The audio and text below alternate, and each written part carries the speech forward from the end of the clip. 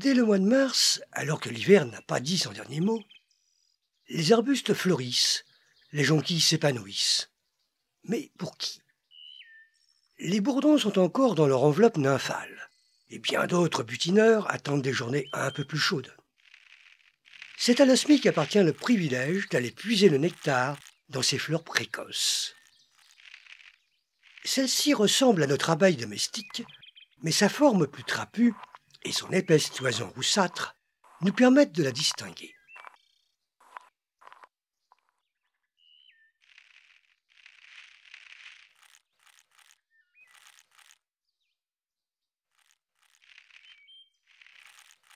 Après une reconnaissance des zones riches en fleurs, elle se met en quête de tiges creuses pour réaliser le nid de sa future progéniture.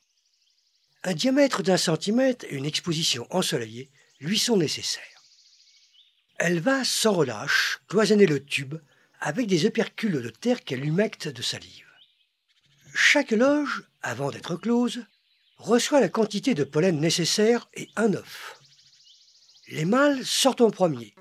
Aussi, leurs œufs sont pondus près de la sortie. Début mai, nous trouvons la petite larve attablée à la réserve de pollen. Durant ce mois, d'autres hyménoptères sont investis de la haute mission de préparer leur nid. La poliste en fait partie.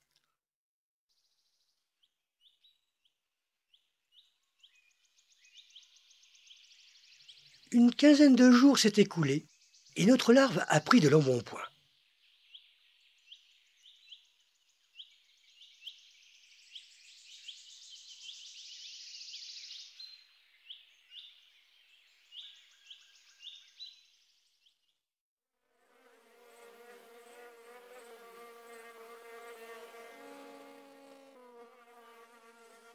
En juin, alors que tous les butineurs sont en pleine activité, notre larve rassasiée tisse son cocon.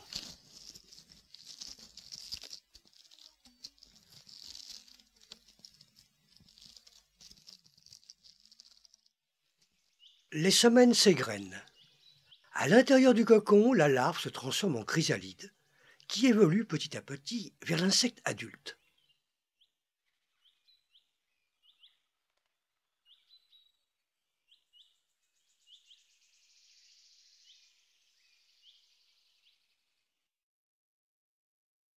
Elle passera tout l'été en l'état, tandis que la jante des hyménoptères redouble d'activité. Arrive l'automne, la saison des pluies.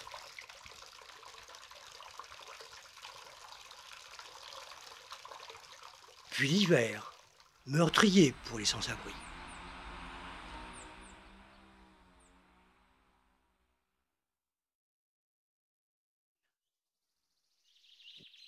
Quand les premières journées ensoleillées apparaissent à la fin du mois de février, notre osmie se réveille.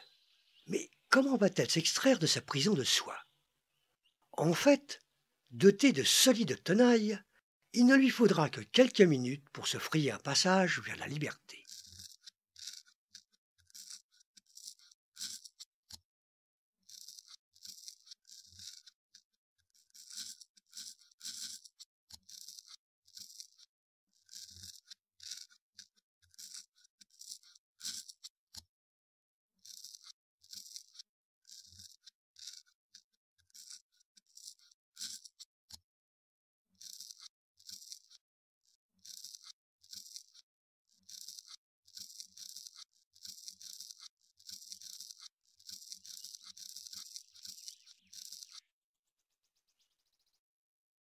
Elle aura vécu 10 mois dans l'obscurité pour connaître quelques semaines de lumière.